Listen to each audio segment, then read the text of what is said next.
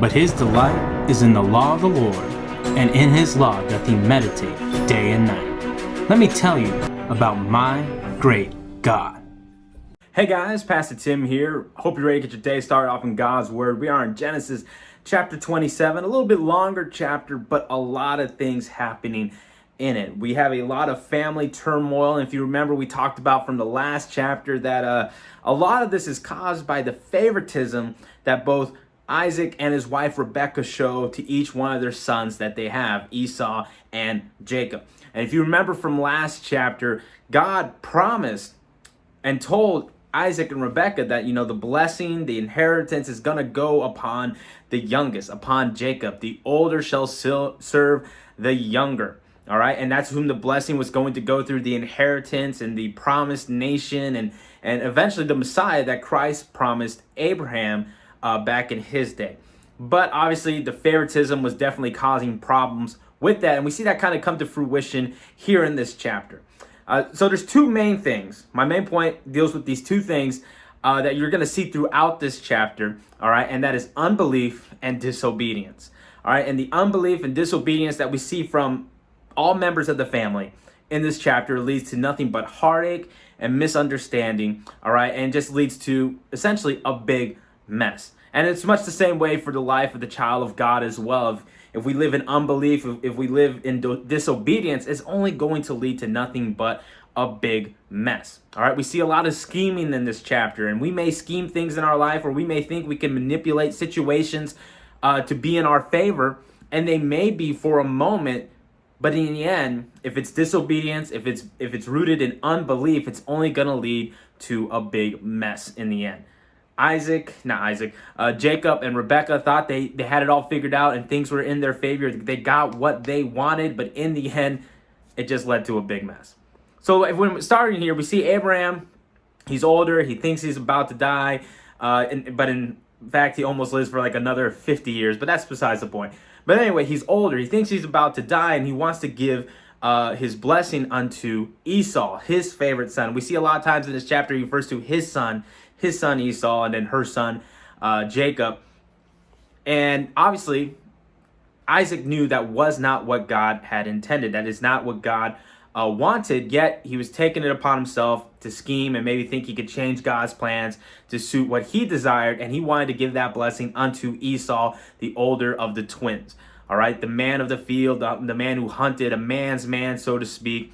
And so he tells him to go out, get him some venison, and feed it to him, and then he would give him the blessing that he wanted to give him. And so Esau goes out and do that. Rebekah, listening in on the conversation, decides, you know what? I don't want Esau to get the blessing.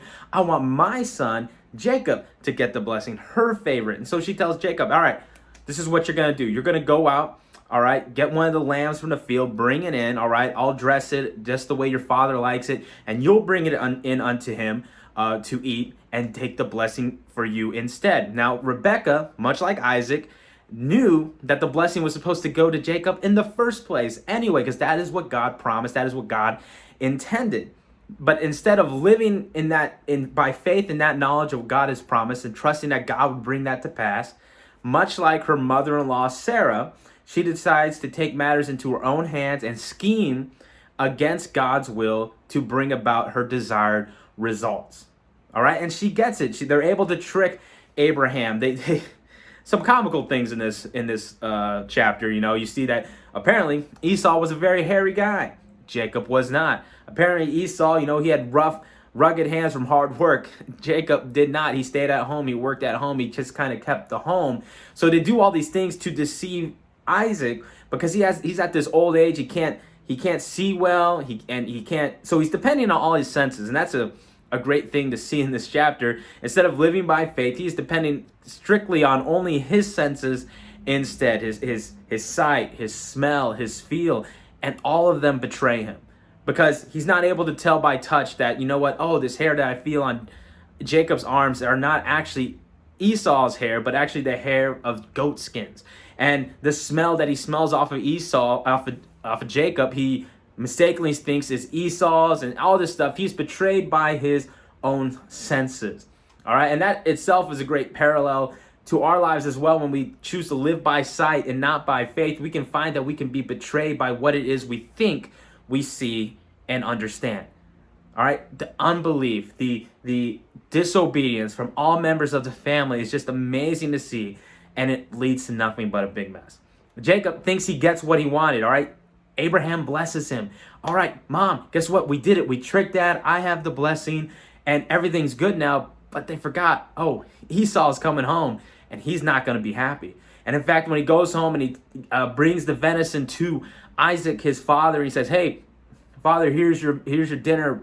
Now give me the blessing." Isaac realizes he's been tricked, and he says, "It's too late. I've already given it unto your brother Jacob." And the blessing was saying that the brother will serve the other brother. And of course, this infuriates Esau, and he intends to murder Jacob. So their victory was very short-lived, and Rebekah realized, oh man, if I don't get Jacob out of here, I'm going to lose both of my sons in one day. And she says, you know what, go run to my brother Laban, all right? He'll take care of you. More on that later, because he doesn't quite take care of him that well. He says, hey, go run to my brother Laban. He'll take care of you. We'll wait until Esau calms down, and then you'll be able to come back home. In the end, Rebekah never sees her favorite son, Jacob, ever again. Because of her scheming, her unbelief, not just trusting in the fact that God promised to give the blessing to Jacob, her unbelief and her disobedience cost her in the end. She was never able to see her son Jacob ever again until before she died. Never saw him again. And not only that, she had to live the rest of her life in a fractured family with a disobedient son in Esau, who from that time forward just rebelled against them, married heathen women of the land instead of women that believed in God. And it was just nothing but a big mess in the end. And that's pretty much the main point for this chapter, guys, is if you live a life of unbelief and disobedience, no matter how you think it's going to give you what you want in the present, in the future, it's only going to lead to nothing but a big mess. That's all I got for today's chapter. I hope you guys are doing great. Hope you're writing many things down in your journal. Let somebody know what you got out of God's word. Stay safe, stay healthy. God bless.